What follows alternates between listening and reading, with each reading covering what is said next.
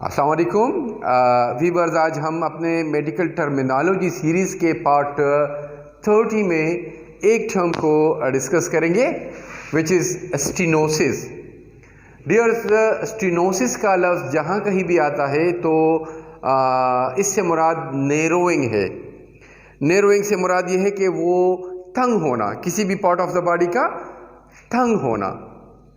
तो यहाँ पर स्टेनोसिस यानी नैरोइंग की मिसालें जब हम देंगे तो उसमें एक एओर्टिक स्टेनोसिस का बता रहा हूँ कि जो हार्ट में एओर्टिक वेल्व होता है वहाँ पर अगर तंगी हो तो ब्लड सप्लाई में फ़र्क आता है, ब्लड सप्लाई प्रॉपर नहीं होती, हार्ट प्रॉब्लम से रिलेटेड है, तो ये एओर्टिक स्टेनोसिस कहलाएगा।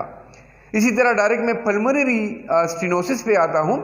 तो व्यूअर्स, पल्मोनरी लफ्ज़ से तो लगता है कि कोई जो लंग्स है उससे रिलेटेड बात है, लेकिन नहीं, यहाँ पर भी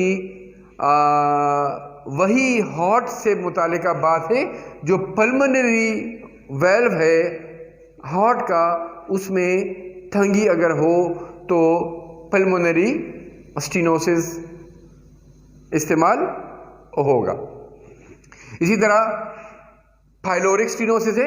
जो पाइलोरस है, जो डाइजेस्टिव सिस्टम में जो स्टोमक के बाद जो हिस्सा आता है, अगर वहाँ पे पाइलोरिक एंड पे स्टोमक के अगर तंगी हो तो वो पाइलोरिक स्टेनोसिस कहलाएगा। खुराक सही तरीके से पास नहीं होगा, एब्नॉर्मलिटी है। इसी तरह गैस्ट्रो स्टेनोसिस है। तो डियर्स, जो गैस्ट्रो का लफ्ज़ है आपको पता है कि स्टोमक के लिए आता है। कहाँ पे? स्टोमक में कोई प्रॉब्लम है तो यहाँ पर जो स्टोमक की कैविटी है उसमें नैरोइंग इस तरह होगी कि उसका जो कैविटी है, उसका जो साइज़ है वो कम पड़ जाएगा। तो ये जो एब्नॉर्मलिटी है, ये जो कंडीशन है, ये गैस्ट्रो स्टेनोसिस कहलाएगा। इसी तरह अगर हम बात करें स्पाइनल स्टेनोसिस की, तो जो स्पाइनल कॉर्ड है, ठीक है, वहाँ पे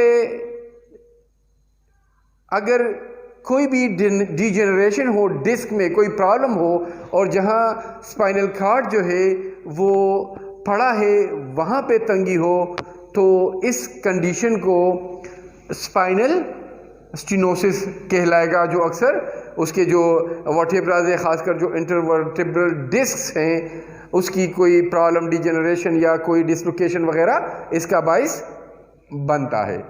इसी तरह लेरेंजियल की बात अगर हम करें तो लेरेंजियल जो स्टेनोसिस है, जो लेरिंग्स है, जो साउंड बॉक्स है जहाँ से ये साउंड निकलता है, अगर उस साउंड बॉक्स में लेरिंग्स में तंगी हो किसी भी एब्नॉर्मलिटी की वजह से, किसी भी डिजीज़ की वजह से, तो डेफिनेटली वो आवाज़ भी उससे इफ़ेक्ट होगा और वो कंडीशन कहलाएगा लेरेंजियल स्टेनोसिस। जो वॉइस बॉक्स है उसमें प्रॉब्लम होगी। इसी तरह मेट्रो का लफ्ज़ है। मेट्रो जो है ये यूट्रस के लिए आता है, जिसको वर्म भी बोलते हैं। तो अगर यूट्राइन कैविटी, मतलब कि वो जो यूट्रस है उसकी जो कैविटी है वो कम पड़े, उसकी साइज़ में कमी हो, उसमें तंगी हो, नैरो हो, तो that condition will called metro stenosis. Simple. Now urethro stenosis, जो यूरेटर है, जो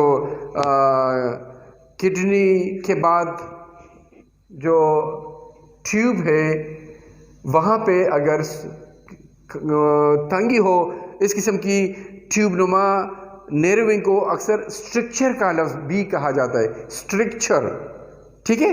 तो अगर इसी यूरेटर में स्ट्रक्चर हो तो वो यूरेटेरो स्टेनोसिस कहलाएगा। सेम अगर ये यूरेथ्रा में जो पेशाब की नाली है, अगर वहाँ पे कोई तंगी हो किसी भी एब्नॉर्मलिटी की वजह से, वहाँ पर वही फिर कहेंगे कि स्ट्रक्चर होगा, तंगी होगी तो यूरेट्रो स्ट्रक्चर कहलाएगा। एक और लफ्ज़ है डेक्रो।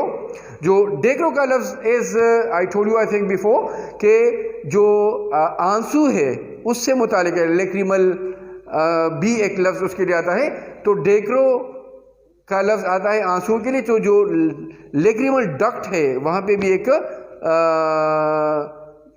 नाली है, जो उसमें तंगी अगर आ जाए तो वो डेक्रोस्टिनोसिस कहलाएगा। होपफुली जो स्टिनोसिस का लफ्ज़ है वो आपके ज़हन में आया होगा। इंशाल्लाह नेक्स्ट पार्ट में मुलाकात होगी। अल्लाह हाफिज़।